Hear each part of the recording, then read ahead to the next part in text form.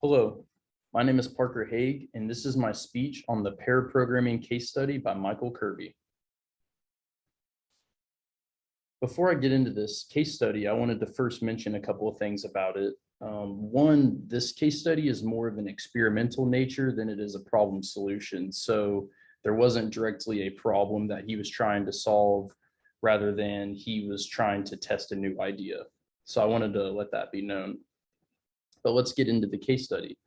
So senior developer Michael Kirby is looking to introduce pair programming into his organization. So now you might be asking, what is pair programming? I'll briefly explain it. So pair programming is a concept that was came up with in the late 90s. And basically you have two programmers that sit together and work on the same piece of code at the same time.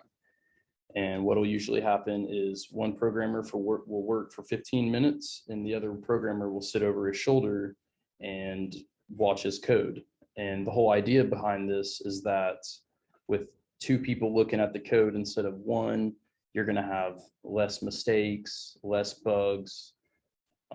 It's going to be a better programming experience. Another thing that's a benefit of pair programming is it's supposed to help reduce programming fatigue. So whenever you're sitting there for 10 hours straight and you just get really exhausted, it helps to be able to switch off with somebody. And lastly, programming with another person is supposed to help come up with better designs, solutions, and just more robust ideas. Because two minds is better than one. So now let's get into the experiment. So what Michael Kirby wanted to do was try different pair programming sessions with each member of his team. He didn't want to just have everyone started at once. He wanted to slowly and methodically pick members of his team and start having sessions with them. And his idea was to have these daily sessions and then in a blog post format, writes what he thought about the solution, about the session as if it was a daily diary or something. So let's look into his strategy for this experiment. So he wanted to mainly start with the senior developers. The whole idea was that, if he couldn't get their support, he wasn't going to get anyone's support. So he wanted to start with the senior developers, see what they thought about it, and then slowly work his way through the rest of the team, including the junior developers. So what did he find during the first 3 months of his testing? Well, the first thing he noticed on day one was that it can be really difficult for two people to have completely different tools and environments and those people to work together. So one person has a very specific way they like to program and do things, and another person has a very specific way they do things. And to try to get those two people to work together, that was the first issue that they came up with. Another thing that he noticed was that if two people are going to be working on the same project, they need to have about the same knowledge on the subject. So if one person has a way more head start than the other person as far as knowledge on the subject, then it's hard for the second person to catch up.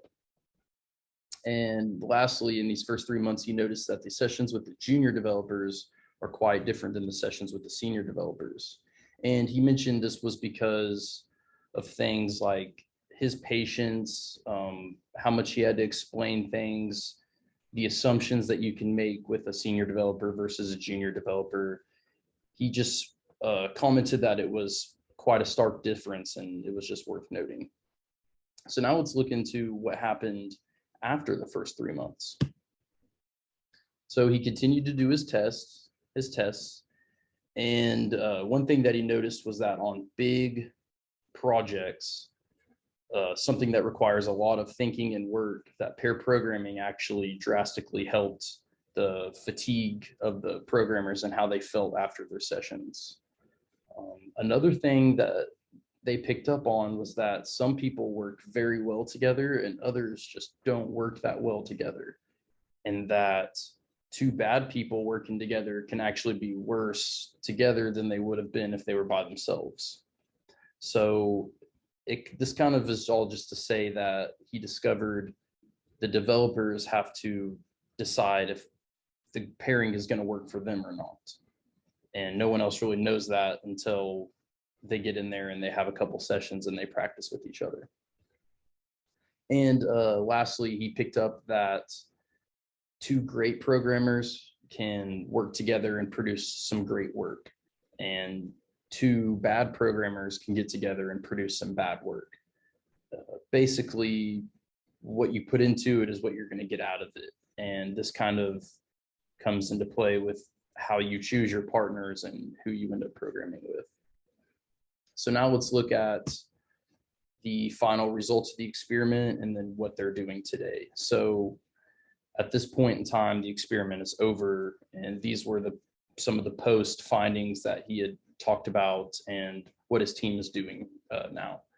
So what he found out was that at the end of it, most people just didn't prefer it. Most people preferred to just work by themselves. I think I would be in this group also. He guessed that this is because programmers, software guys are typically introverts. And he's just guessing that this is why he thinks a lot of his team prefers to work by themselves.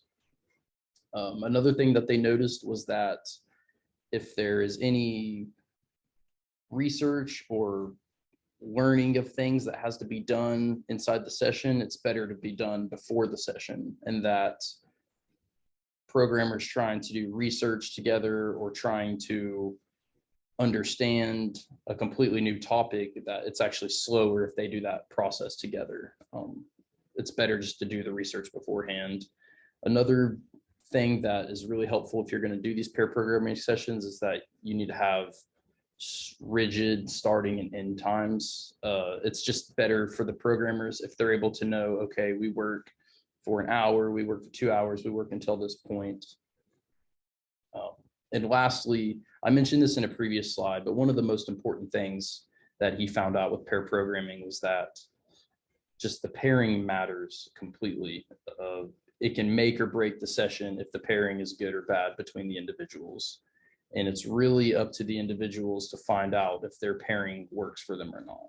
So anyway, that's the end of my speech. I hope you all enjoyed it.